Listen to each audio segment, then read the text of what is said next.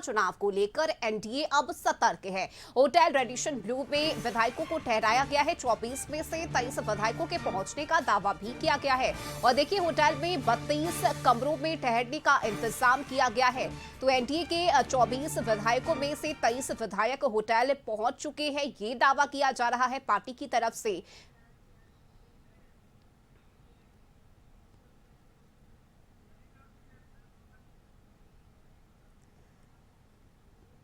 तो राज्यसभा चुनाव को लेकर एनडीए की कोशिश है कि तमाम विधायकों को एकजुट रखा जा सके और इसी कड़ी में तमाम विधायकों को कल ही होटल रेडिशन ब्लू में शिफ्ट किया गया है। और संवाददाता राहुल हमारे साथ जुड़े हुए हैं इस खबर पर।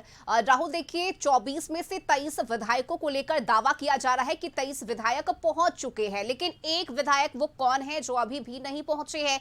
क्या अंदर खाने से जानकारी मिल रही है इस वक्त, राहुल?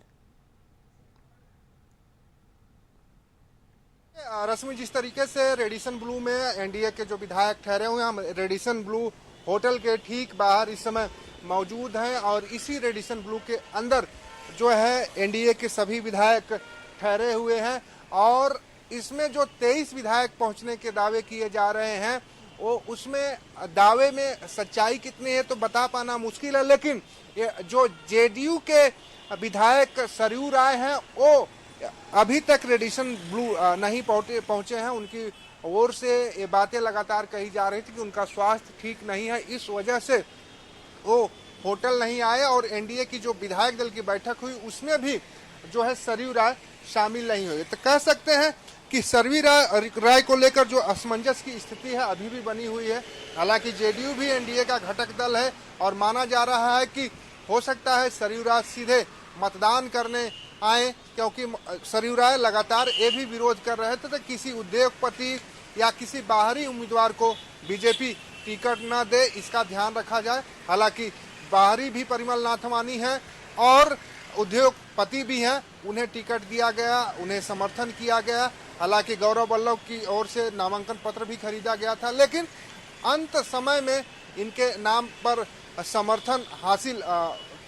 समर्थन दिया गया और उसके बाद परिमल नाथवानी ने निर्दल उम्मीदवार के रूप में नामांकन किया।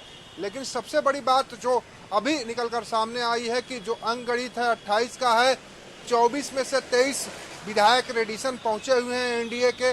अब 5 विधायकों की कमी जो है वो कैसे पूरा करेगी एनडीए, ये अपने आप में सवाल खड़ा करता है। लेकिन एक और जवाब आपसे चाहेंगे, चूंकि 7 ऐसे नाम रहे, 7 ऐसे विधायक रहे जो एनडीए की बैठक में शामिल नहीं हुए और बैठक से गायब रहे, जिनमें से एक नाम सरयू राय का भी है। चंपाई सोरेन भी उस बैठक में नहीं पहुंचे। तो क्या वो जो 7 विधायक थे, एक को अगर छोड़ दिया जाए, सरयू राय जिसकी चर्चा आप कर रहे हैं, तो बाकी के जो 6 विधायक है, क्या वे सभी इस वक्त होटल में मौजूद हैं, सभी पहुंच चुके हैं?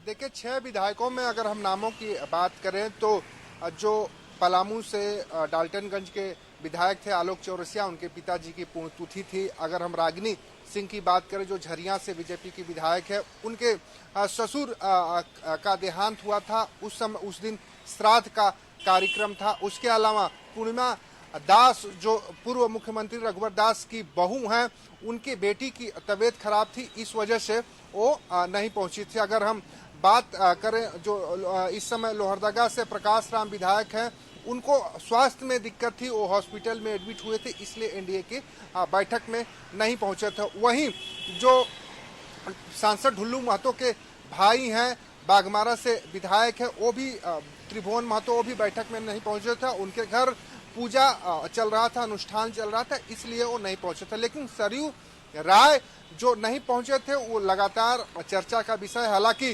चंपाई सोरेन भी एनडीए के बैठक में नहीं पहुंचा था और उसी रात परिमल नाथवानी जो उम्मीदवार हैं वो जाकर उनके सरकारी आवास में मिले। उसके बाद अगले दिन आने कल जो रेडिसन ब्लू में सभी विधायक जब आ रहे थे तो उस समय चंपाई सोरेन भी दोपहर 2 बजे के आसपास रेडिसन पहुंचे और उसके बाद से ही रेडिसन में रह रहे हैं। तो कह सकते हैं कि सरयू राय को छोड़कर जो 7 विधायक एब्सेंट थे बैठक में, वो सभी विधायक आ चुके हैं, सिर्फ सरयू राय को छोड़कर। तो 6 विधायक आ चुके हैं, सरयू राय नहीं आए।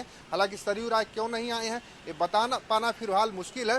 हालांकि एनडीए का घटक दल है जेडीयू और जेडीयू को भी समर्थन देना है जो परिमल नाथवानी को उम्मीदवार बनाया, क्योंकि एनडीए के समर्थित उम्मीदवार है। हालांकि सरयू राय किस लिए बैठक में नहीं आए, क्यों होटल में नहीं आए, तो कल वक्त बताएगा और कल जब मतदान होगा, मतदान की जब गिनती होगी तब समझ में आएगा। लेकिन एक चीज यहाँ पर साफ होती दिखाई दे रही है कि अभी जो इंडिया गठबंधन है राज्यसभा चुनाव में अपने दोनों उम्मीदवारों की जीत को लेकर अस्वस्थ दिखाई दे रहा है। बिल्कुल और राहुल, देखिए और यही वजह है कि अब एनडीए की तरफ से भी तमाम हथकंडे अपनाए जा रहे हैं ताकि विधायकों को एकजुट रखा जा सके। आप बने रहिएगा राहुल हमारे साथ, अगले अपडेट आपसे लेते रहेंगे।